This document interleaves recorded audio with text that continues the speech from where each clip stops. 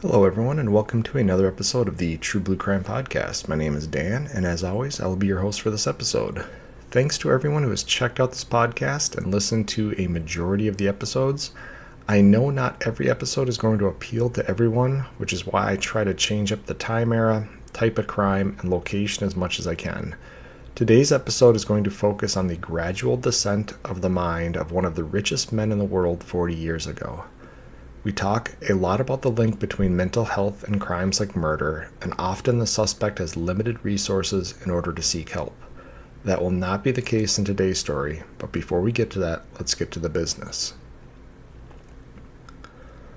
If you would like to get updates about what the podcast is up to, please like and follow the True Blue Crime Productions Facebook page.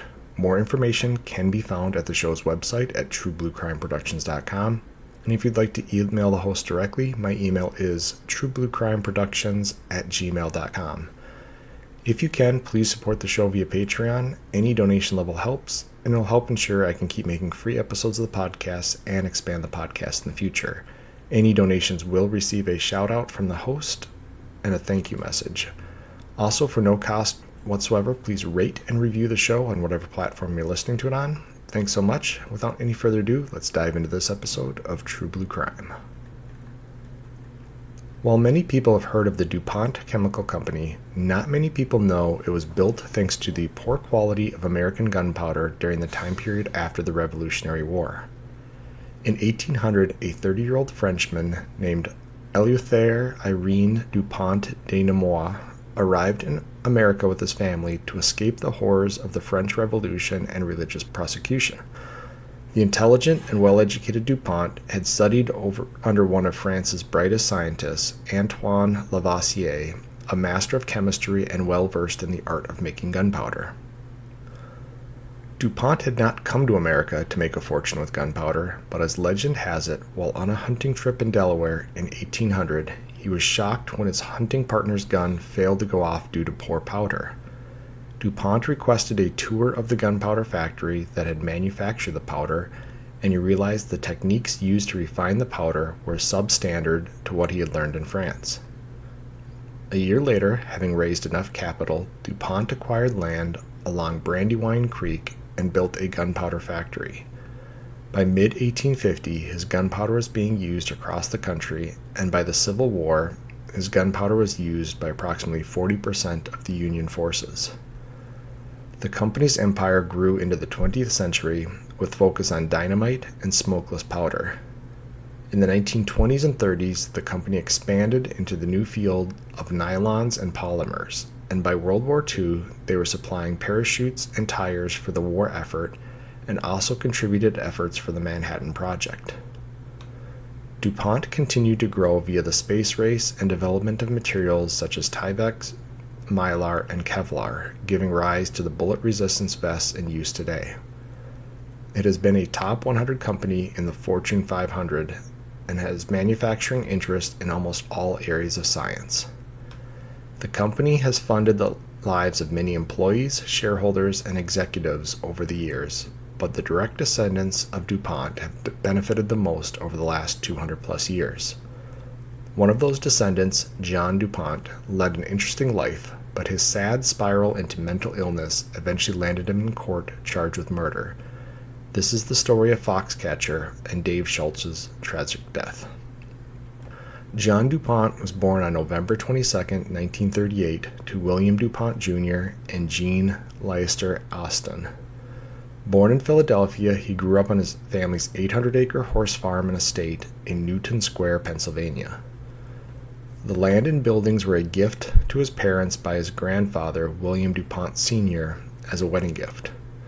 The three-story mansion on the property was an exact replica of Montpelier, James Madison's Virginia estate. William DuPont Sr. had grown up at Montpelier and gifted the replica to his son and daughter-in-law. When John was just 2 years old, his parents divorced, and his mother kept the horse farm and estate, and John stayed with her. He had two older sisters and an older brother, but they were many years his senior and didn't give him much attention at all. He was basically alone in the home, but eventually would become friends with a child of the family's chauffeur. It would later be revealed that this child was paid to be friends with John. John, being raised in luxury and isolation, was considered a very eccentric child. His mother supported his love of birds and collecting by commissioning some of the best ornithologists and taxidermists to build 4 large dioramas with birds, eggs, nests, and etc. on the 3rd floor of the mansion. It was John's own museum, and he would show it off to classmates whenever he got the chance. School did not go well for John. He struggled with his studies, and he struggled to fit in with his fellow classmates. He graduated from high school in 1957 and then left the University of Pennsylvania after year 1. His father paid for him to spend several years touring the world studying birds and their habitats. And then he used a small part of his family's fortune to found the Delaware Museum of Natural History around this time. This would eventually lead him to pursue a degree in biology, and he graduated from the University of Miami with a degree in zoology in 1965. His father passed away that year, leaving him full access to his share of the family fortune, his share was around $80 million, or almost $800 million today. While in college, he joined the swim team, and despite not being a gifted athlete, he made the varsity team. Although most believe his money bought his spot, John felt he was a good enough swimmer to try and join the nation's best swimmers at Santa Clara Swim Club. At the training ground for Olympic swimmers, John was by far the slowest member at the club, and his dreams of becoming an Olympic medalist seemed out of reach. But fellow team members eventually grew to like the eccentric young man and convinced him that with his background with horses and shooting, 2 things that he spent a lot of time with as a child, he could compete in the Olympic pentathlon. The 5-event Olympic sport combines fencing, swimming, equestrian skills, running, and shooting. It is the most expensive sport to train for, but John had the money and put everything he had into trying to make the Olympic team. He had his own pentathlon course built at his mother's estate, complete with a new pool, shooting range, and a running trail. It would be on this course that he hosted the 1967 National Championships, and he would finish 14 out of 29 competitors. The following year, he tried out for the U.S. Olympic team, of which only 3 finalists were selected. John would finish 21st out of 22 competitors. With his Olympic dreams dead for the moment, John threw himself back into his studies and obtained a doctorate in natural science from Villanova University in 1973. It was around this time that he was thrown from a horse and hit a fence, and the resulting injury meant the loss of both of his testicles. The museum he founded opened its door around this time, and he served on the board and gave himself the title of director. John would also make the U.S. Olympic team in the pentathlon in 1976, but as a team manager. And we'll take a break here. A lot of this is going to be about John because his life was just so different than what anybody else would have experienced. I mean, I talked about when his father passed away, he was basically at that point given the green light access to considered $800 million today. So if you can imagine, it's almost like winning, the Powerball when it's over $1 billion or whatever. This is not that his life he's ever wanted for money, but it's life-changing money for anybody else. But for him, at least, it gives him access to this money. I think before then, the money was kind of in a trust. Yes, he had access to it, and yes, his parents wrote out massive checks for him whenever he wanted. But this was, all of a sudden it became his money, and he could spend it how he wanted. And reading between the lines and a lot of the source material, everywhere he went, money was given for his acceptance, I guess is the best way to put it. There was talk of he would donate a ton of money to the local police department, and then they let him come and shoot guns with them and do ride-alongs with them and hang out with them. And it was said that his personal vehicle had a siren and a police scanner in it, and he would drive around, and they gave him some quote unquote fake badges that looked real, and he would identify himself as a cop everywhere he went. And he had no police training, no formal training or education or anything along those lines. But again, everywhere that he went, his money bought him into whatever club, organization, and it started with him being a very young child, and basically his only friend was bought for him. And again, this theme is going to keep coming up his entire life. When he basically gets bored with college, he goes on this 3-year trip, and he's studying the Pacific birds and like the Philippines and Australia and Indonesia and this kind of stuff, and he's collecting birds. And it said he identified 12 new species of birds, but the whole time his father had paid for one of the world's foremost experts in Pacific migratory birds or something along those lines to go along with them. And basically that guy, I'm assuming, was making all the discoveries, but then John was taking credit for it. So again, like everything in his life, basically he's not really working for it. And I wouldn't say that he built this training course, and it said he trained very, very hard. And even for the swimming, he somewhat bought his way probably onto the swim team, but it wasn't like he couldn't swim. He just wasn't a gifted athlete. He didn't have the size or the strength or anything like that, just naturally. But he did work hard. He did want to be a better swimmer. He tried. He just, like I said, didn't have that natural talent. It was the same thing with the pentathlon. His family actually, with their money, they supported a huge horse breeding and horse racing program, and that's actually where Foxcatcher comes in. That's the name of the horse farm that his parents had in the 20s and 30s, and one of their horses actually, I don't know if it's in the movie Seabiscuit, I think it is, where there's one horse that the trainer or owner of Seabiscuit is told to watch out for, and it's this horse from Foxcatcher Farms, which is the DuPont family's horse farm, which is where John would eventually grow up. So he spends his entire childhood around horses. It's said that he's got this 800 acres, so he likes to go out and shoot guns.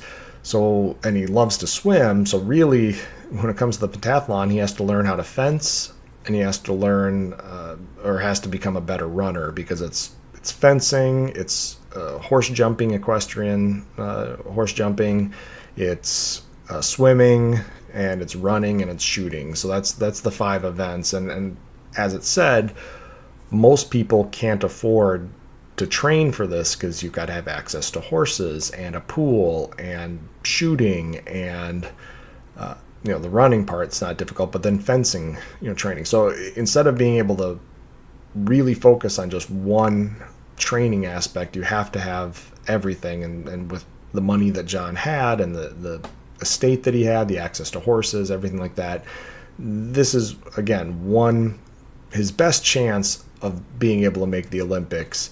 And he does okay, and I think it's said that he actually won some event in Australia. I want to say it was in like 1965 or something like that.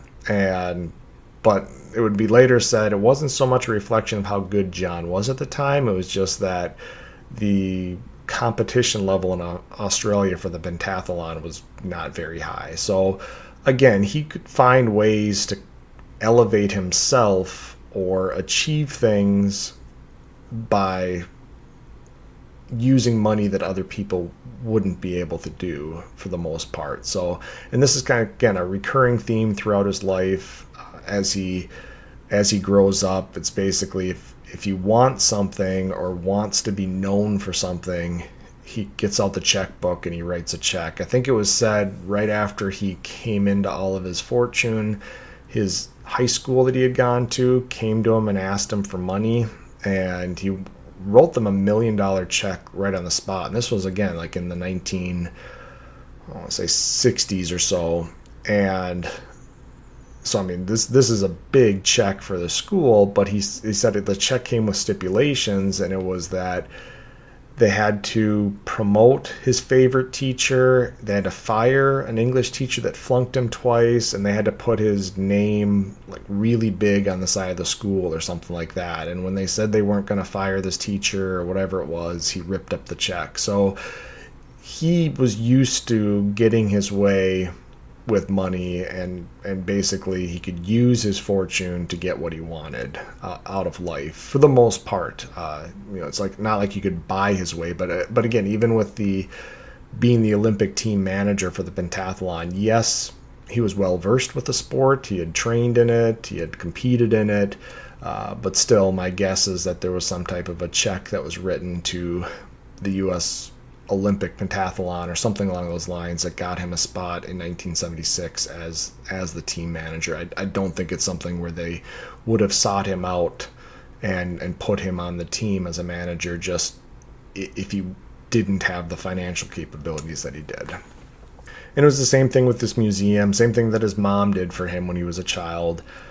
He shows interest in something, and she was said to be very focused on the farm. She had some form of pony that she basically bred this breed of pony that was a champion breed, and she was focused on that. Like every day she'd be going down to the stables at the same time to check on the horses or the ponies, and then she had, I think it was a breed of dog that was a champion breed that was raised on the farm, and she was involved in that. And so she was very involved in her activities, and when it came to John, it was just easy for her to find somebody to build these dioramas and film, make basically a little museum for John. And that, it wasn't like he was contributing to it, but it became his.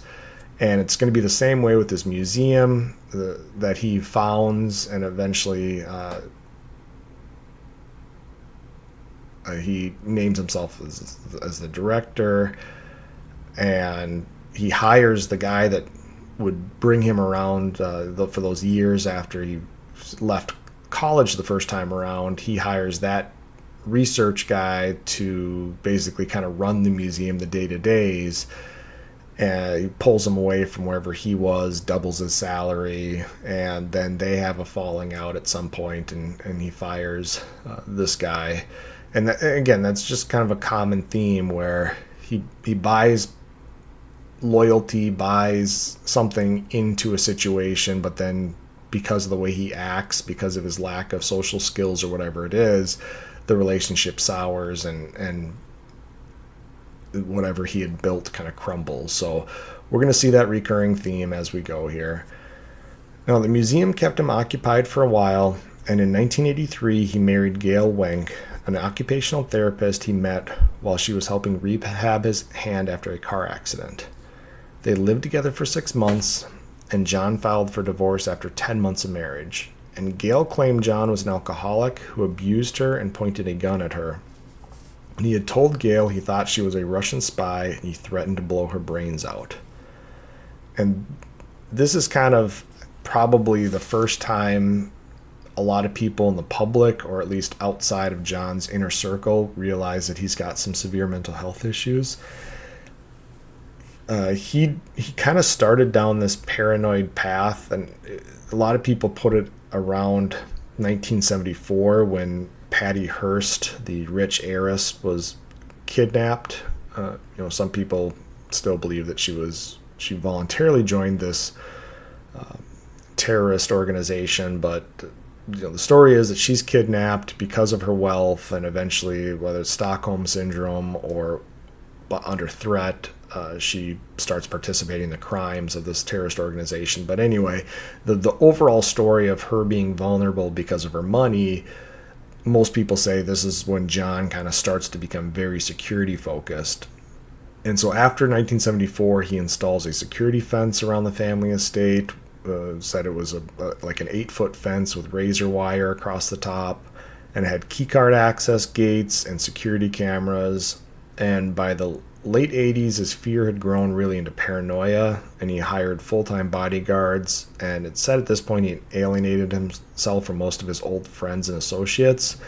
And it wasn't so much old friends, as it kind of mentioned in the article I was reading, that he didn't have contact with like the police force anymore that he had donated so much of his time and money with.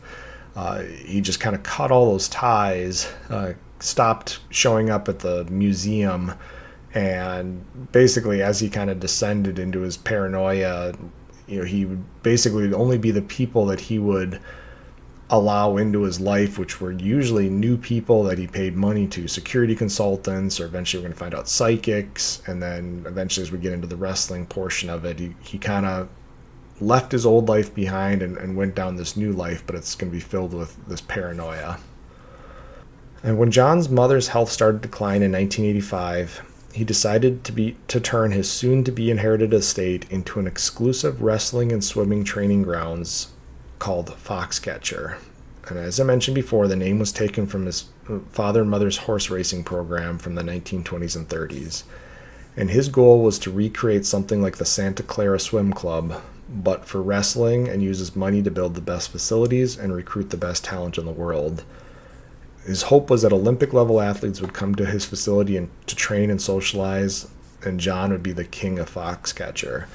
So if you can recall, he went to the Santa Clara Swim Club after leaving, is it University of Miami, or during his time on the swim team at University of Miami. The timeline for things gets kind of goofy when you're reading the sources, because it's going back 50, 60 plus years sometimes, and multiple things are going on, multiple years are being used. But basically, when he decides he wants to do this attempt at Olympic swimming, the Santa Clara Swim Club, again, it's the best of the best U.S. swimmers are training here. Eventually, most of them are going to turn into Olympic-level athletes or world championship athletes.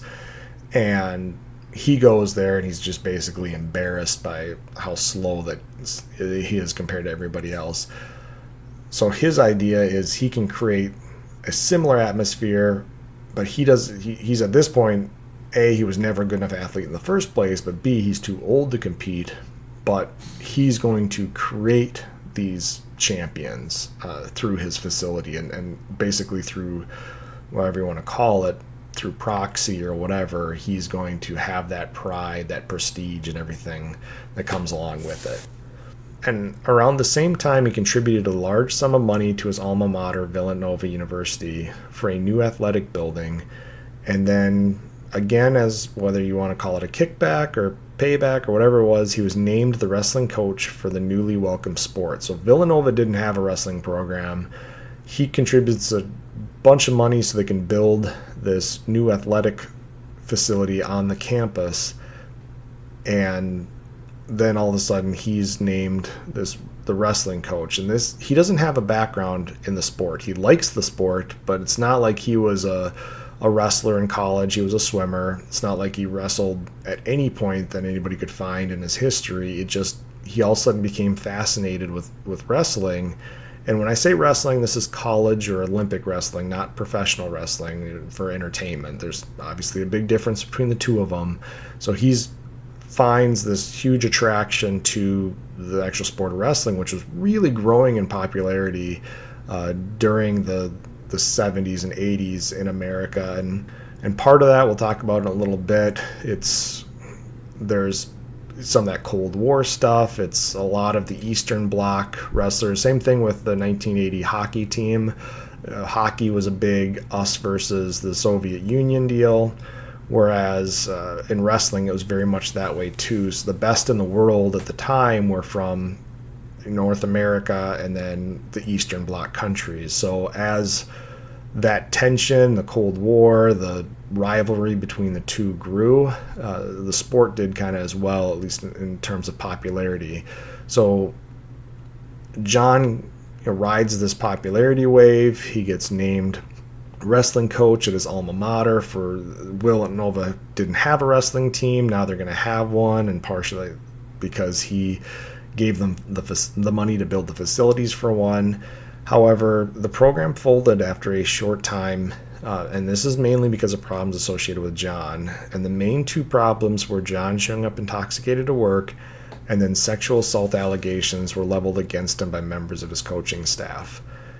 And this is going to kind of come back. We'll talk about it more down the road, how there continues to be these sexual assault allegations. And Villanova just kind of, I don't think they realized what they were getting into when they accepted his money to build this stuff. Maybe they did, but they kind of acquiesced to all of his requests until he became too big of a problem, and then shut down the program, got rid of him, so they just didn't have to deal with the problems anymore. Now, when his mother passed away in 1988, it is said that John had no more system of checks and balances, and then he could run Foxcatcher with almost unlimited money, but with a quickly deteriorating mental state. And prior to his mother passing, he had lived in a guest house on the property, but it was within days of her death that he moved into the larger mansion. And then he immediately began inviting the best college level and Olympic wrestlers to come live with him. And this, I guess the staff felt that it was a pretty sore subject amongst the staff that so quickly after his mother passed, he basically just kind of moved in. I guess he got rid of some of her stuff that had been there forever and then replaced it with these cheap posters of wrestlers and sports stuff. And basically he kind of turned it into this bachelor pad after it had been this really well-maintained estate. It was said that the horses were quickly, the ponies were basically kind of put out to pasture, meaning they weren't cared for in the stables. They were just put out in the fields, and then he fired most of the staff, and what staff remained just dropped bales of hay out in the pastures for the ponies, but they weren't cared for like they should be. It was the same way, I think, with the dogs and the horses. Basically anything that she had run, as soon as she passed away, he got rid of the staff and turned the whole place from this 50, 60 years plus legacy of being this horse farm, pony farm, whatever, into this kind of bachelor pad for wrestlers. And again, it didn't sit well with the staff. And John would let these guys live in rooms or on some of the houses on the estate for free. He would provide the wrestlers with food and anything they needed to train, and gave them roughly $1,000 a month in a stipend. When they competed, they earned bonuses for wins, such as $5,000 for a national championship, $10,000 for a world championship, and $15,000 for an Olympic medal.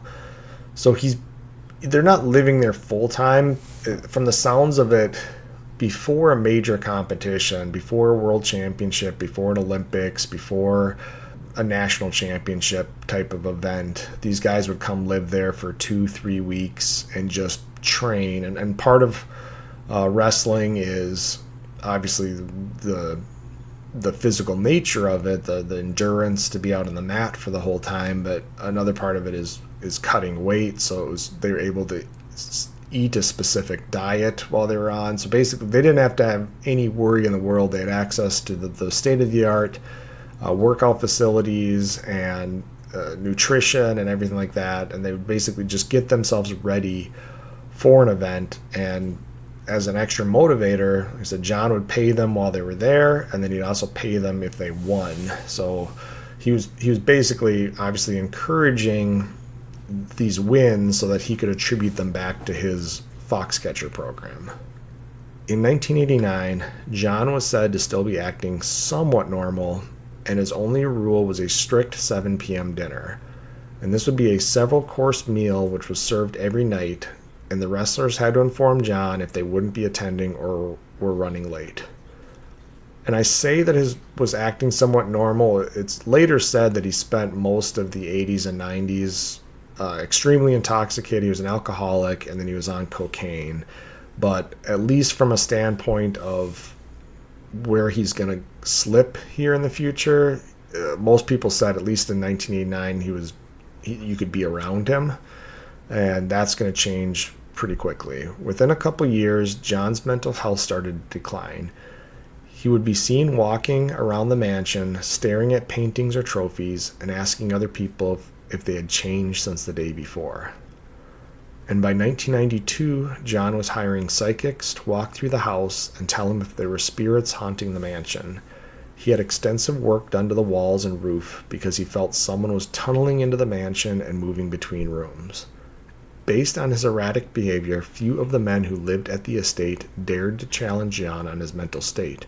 In fact, there was only one man who was said to be able to do so, and it was Dave Schultz. And I don't know if it was because they were worried about being cut off financially. I mean, that probably had a big part to do with it, that if you challenged John, he'd kick you off the property and you couldn't come back. And for these wrestlers, I mean, this was a dream come true. They were quote-unquote amateur wrestlers. They couldn't make a ton of money off on their own with wrestling. They could coach and they could train and they could do all different things for money, but in reality, when they came to Foxcatcher, they were getting paid really good money for the time, and then if they won these awards, those were huge bonuses.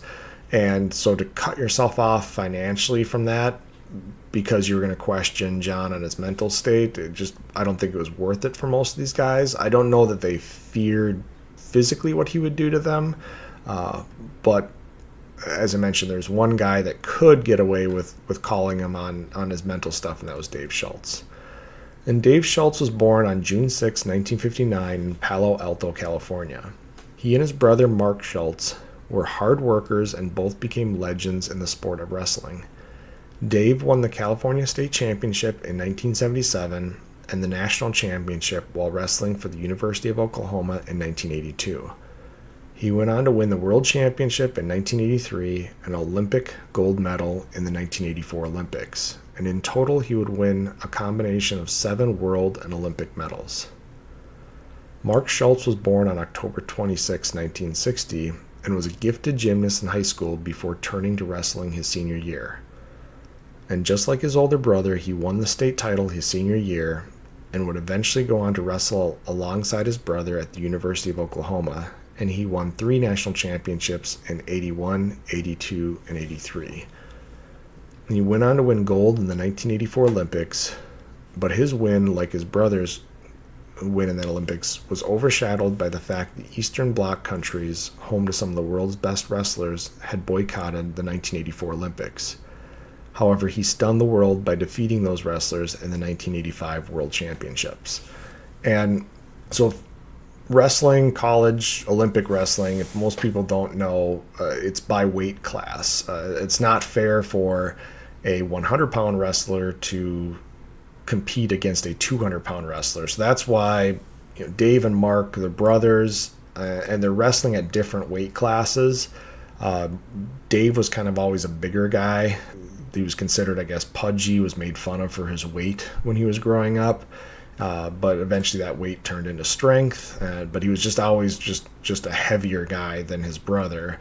And so Mark was able to wrestle at these lower weight classes while Dave wrestled at higher weight classes. And there's obviously national championship medals and gold medals at different weight classes. So that's how they can both win gold in these same years, whether it be the national championships or the Olympics. And this was, again, really a big deal at the time when the Eastern Bloc countries boycotted the 1984 Olympics. Anybody who, because the Eastern Bloc country athletes were considered to be some of the best in the world at most of their sports, because they were basically getting paid, they were professional athletes, but they were either members of the quote-unquote military, so they were maintaining an amateur status from their sport, not supposedly getting paid directly for their involvement in the sport, but everybody knew they were America's pro athletes in the Eastern Bloc, but due to Olympic rules, the American pro athletes, whether it be ones from the NHL or anything along those lines, they couldn't compete per the Olympic rules because they were getting paid to perform their sport, and these were supposed to be amateur athletes. So the Eastern Bloc countries got away with having the best of their best often go up against amateur college kids, and that's what made the 1980 Miracle on Ice such a big deal when the U.S. defeated the USSR, because it was literally David versus Goliath. It was the college kids that weren't getting paid to play hockey up against the best of the Eastern Bloc countries that were getting paid to do nothing but play hockey 24/7. And it was the same way with wrestling, so that's why it was such a big deal when Mark Schultz followed up his 1984 gold medal with beating these Eastern Bloc countries in 1985, because they didn't boycott the World Championship. So he actually wrestled through these Eastern Bloc countries and won the championship, beat the best in the world. And so it kind of, anybody who said his Olympic gold medal didn't hold the same weight because he didn't beat these guys, well, he did it in 85, beat those guys to show that, hey, even had they not boycotted, he probably still would have won the gold medal in 84. And Mark was welcomed to Foxcatcher to train for the 1988 Olympics and help train other wrestlers. He was also given a paid job at Villanova to help coach wrestling, and eventually the relationship between John and Mark soured to the point John threatened to ruin his career. And this is because Mark felt that John treated him like a shiny new toy. I think that was exactly his phrase about it. I think John was paying Mark, I think it was $70,000 in 1988 to help train athletes at Foxcatcher. And so, I mean, I actually didn't do the math. Normally I do. Normally I look it up. But I'm going to say that's somewhere in the realm of $180,000 to $200,000 today in salary to do something that you love doing, and that's train for wrestling yourself and then train other guys. But Mark would quickly say that John basically treated him as his toy. He could do tell him whatever he wanted, say to do whatever he wanted, and this obviously didn't set well with Mark, and Mark was willing to go toe-to-toe with John over items to the point that John threatened Mark that he was going to ruin his career. So Mark would leave Foxcatcher, but was still dominating the 1988 Olympic trials. And during the early rounds, he lost to a much weaker opponent from Turkey. And he would later say that he purposely threw that match in order to deny John the prestige of having an Olympic medalist out of Foxcatcher. And this is how upset Mark was with the situation. Is I'm sure there was some talk behind the scenes going on that if Mark won the 1988 Olympics, that there would be a victory for Foxcatcher because he had trained there prior to the Olympics, and so John was likely going to be bragging about how he produced an Olympic athlete, even though Mark had won in 1984 without the help of Foxcatcher. But it was just, it bothered Mark so much what happened to him at Foxcatcher that he was willing to throw this match so that he would not medal at these Olympics and not give John the prestige or the pleasure of being able to say he trained an Olympic medalist. And Mark would actually never wrestle again. He did get involved in the early days of UFC and is still considered by many to be the best wrestler to ever compete in UFC. And again, these were the early days of UFC, like in the late 90s, like 96, 97. Not the UFC of today for sure, but like I said, the early days. And he won, I think, a majority of his matches despite not having much of a background in combat martial arts. Like I said, his background was purely a wrestler, but just his strength, his determination, his everything. He went in with some of the best fighters in the world and was able to beat them with limited training. So he was quite the athlete. But with Mark out of Foxcatcher, John turned to his brother Dave for help running the program. Dave accepted the offer and started training wrestlers at Foxcatcher in 1990. And Dave was considered an ambassador for the sport of wrestling and was friends with many of the top athletes in the sport. And John's eccentric ways had made recruiting new wrestlers to the program extremely difficult after Mark left. But Dave was a legend, and young wrestlers were willing to put up with John to spend time training with Dave. So this was a big deal, John being able to get Dave to come there, because after his falling out with Mark, and Mark had such a celebrity status is one way to say it, but just he had so much respect from the wrestling community that I'm sure when he left Foxcatcher and threw that Olympic match to snub John, it really made it difficult for wrestlers to say, despite getting paid and having access to the best facilities, if Mark wasn't happy at Foxcatcher, maybe I shouldn't go there. And I'm sure there was a lot of talk behind closed doors about what was going on at Foxcatcher, how John treated people. But Dave, I think, just wanted to do what was best for USA Wrestling at the time. And what was best for USA Wrestling was to have Foxcatcher running at its best, because when it was, the athletes coming out of there were winning at high levels. And so Dave was willing to put up with John in an effort to further wrestling, to make it even better in America. And Dave would do his best to keep John in check. He would tell John when John was having psychotic episodes, and did his best to keep the daily operation running. And this was despite John making things difficult by doing things like removing the treadmills from the training areas because he thought they were turning back time. And then John would kick out wrestlers for either minor infractions or in one case because they were black. So Dave's trying to keep this Olympic wrestler factory running here at Foxcatcher, and the person that's making it most difficult is John. But Dave apparently is basically the only person in the country that could have kept this operation running. And as 1996 approached, John was getting worse by the day. He pulled a gun on one of the wrestlers and ordered them off the farm, and the wrestler was able to talk John down before leaving the farm and going to the police to report the incident.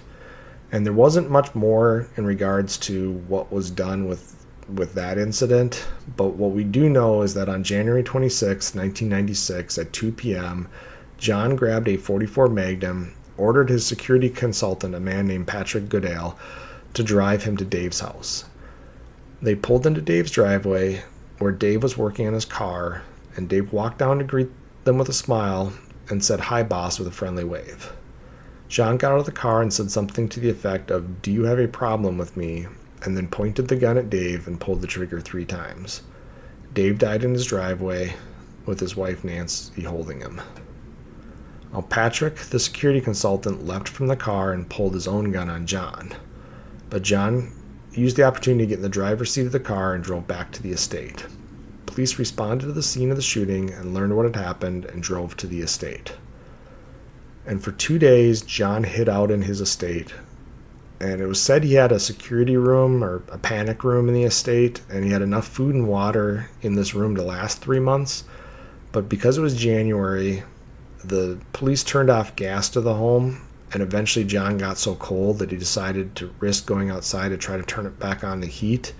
And this is something he had been negotiating over the phone with the police and talking with his lawyers for the whole of the 2 days that he was had barricaded himself inside this house. And the negotiator actually convinced him. He was saying he was getting cold and he wanted to go outside and check the heater, and he made them promise they weren't going to arrest him. And they promised him that, but as soon as he stepped outside, they all jumped out and arrested him anyway. And 9 months later, it was ruled that he was not competent to stand trial and was ordered to be treated at a secure mental health facility until he could participate in his own defense. And the ruling found that John was an unmedicated paranoid schizophrenic who suffered from a complete loss of reality. And the judge ordered that he be reevaluated every 90 days until he could participate in his own defense. And we've talked about this before. There's a big difference between being found not competent to stand trial and being found mentally insane. And we're going to talk about what ruling is, or what conviction he's actually going to get down the road here. But in order for somebody to even participate in their own defense, they have to at least have some grasp of reality. They have to understand what is going on around them, so that when their lawyers give them advice, such as, we want you to take the stand in your own defense, or do you want to plead the fifth, or do you want to plead guilty? Here's the guilty plea bargain that they're offering us. Is this something you want to go with? Before somebody can accept any of that or even work with their lawyers, it has to first be proven that they actually understand what's going on. And he was in such a state of paranoid psychosis that he had no grasp of reality at that point, and the judge wanted him to get to a secure medical facility, start getting treated for his paranoid schizophrenia, so that with proper medication, the hope is that he could get to a point where he would understand A, what he had done, and B, what he was facing from the courts, and make proper decisions. And so during his first re-examination in early 1997, John was found competent to stand trial. The trial would revolve around two things: John's mental health and outside influences on his decision-making. And the defense would argue that John was suffering from severe symptoms of his paranoid schizophrenia and was not aware of his actions that day. And they would also claim that this security consultant of his had convinced him that Dave Schultz was working against him. Now, nothing I could find from the source material backed that up to any degree. It was one of those, I guess, potential one of those Hail Marys where they were just trying to shift blame and make it sound as if this Patrick took advantage of John's mental state and had him kill Dave. But there was, as far as I could read in the source material, there was no animosity between Patrick and Dave. And in reality, Patrick having John kill Dave does nothing for him, actually hurts him, because obviously John is going to go to prison, and so he's going to lose this lucrative employment that he has with his boss if he makes his boss kill somebody. Now, if it was that there was documented animosity between the two of them, and he had convinced one of his own security workers, the security consultant had convinced another security worker to kill Dave, yeah, I could see that, I could get that. But ordering your boss, who's the one who's writing out your ridiculous security consultant checks, to kill a guy that you don't have animosity to, doesn't, to me, seem like a great defense. And the prosecution would actually argue that John drove back to his house and barricaded himself inside and asked to talk to his lawyers, which showed he knew right from wrong and didn't meet the criteria of not guilty by reason of insanity. And this is something we've mentioned in the past. The Monotone rule, the big thing that most states use for insanity, is whether or not the person knew right from wrong at the time they committed the crime. So if we've used these examples in the past, if the person who commits the crime turns around and acts like they haven't done anything wrong, that what they did, they killed an antichrist to save the world, so they just, either turn themselves in right away to just say, I've done this, but I did it for the betterment of society. You could argue that that person committed a crime without knowledge that what they did was right or wrong, whereas he's made several steps afterwards. He drove himself to his home, barricaded himself inside, wanted to talk to lawyers. These are all something that somebody knows they did something wrong would do. And so that's what the prosecution is going to say, is he knew right from wrong. He knew after he killed Dave that he had done something wrong. His actions prove that. So he was not insane at the time that he did what he did, even though he was mentally ill. And witnesses during the trial would speak about John's increased paranoia after his mother's death, and it was also said to have been abusing cocaine and alcohol throughout the 80s and 90s. And the prosecution admitted that John had paranoid delusions, but claimed he was in his right mind and just angry with Dave when he shot him. The defense experts stated that John's delusions extended into every part of his life, and the killing was part of his mental illness. So this trial came down a lot to, obviously, the mental state that he was in when he asked his security consultant to drive him to Dave's house and pull that trigger. And there's a big difference between being angry with somebody and having mental illness influence it, and being having a complete loss of reality. Had he afterwards killed Dave and said, like as I mentioned before, Dave is the Antichrist, he was going to bring about the apocalypse, I needed to kill him, I was put on this earth to do this, and just surrendered to police in the driveway or acted like it wasn't a big deal, then I think you have a pretty good not guilty by reason of insanity case. However, you can have a mental illness, you can still understand right from wrong, you can still do something you shouldn't have done, and even though the mental illness is going to play a part in it, it doesn't absolve you completely. And after several weeks of trial, this is what the jury decided. They found that John DuPont was guilty but mentally ill. And this is different than not guilty by reason of insanity, and it's more or less a murder conviction but without the element of intent. So the way Pennsylvania law is they have a murder one, which is your premeditated murder. I want to kill somebody. I make efforts, go through, follow out my plan, kill somebody. Then you have your murder two, which is your crime of passion murder. That's I know I'm going to kill somebody, but I'm so overwhelmed by my emotions that I do it anyway. And then you have, in this case, it's a murder three charge, and that's where there's not intent. And there's a lot of these fall into whether it be accidental deaths or, like I said, in this case, where it really can't be proven if he knew exactly what he was doing when he pulled the trigger, but he knew it was wrong.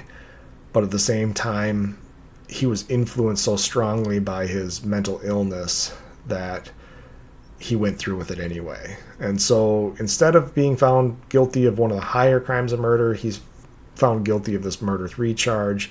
And the maximum sentence for such a crime was 40 years. And John was sentenced to 13 to 30 years by the judge. And his lawyers would go on to appeal the conviction on several grounds, and the case went all the way to the U.S. Supreme Court in 2000, but his conviction was upheld. And Nancy Schultz, Dave's wife, filed a wrongful death suit against John, and it settled for an undisclosed amount. And John DuPont was eligible for parole on January 29, 2009, for the first time, in which he was denied. And he died while incarcerated on December 9, 2009 from COPD.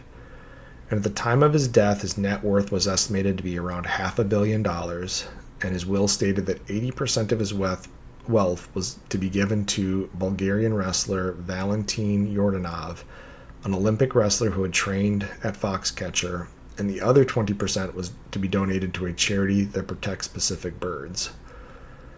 Relatives of John, including a niece and a nephew, challenged the legitimacy of the will, stating it was written when he was in poor mental health and believed he was a combination of Jesus Christ, the Dalai Lama, and a Russian czar.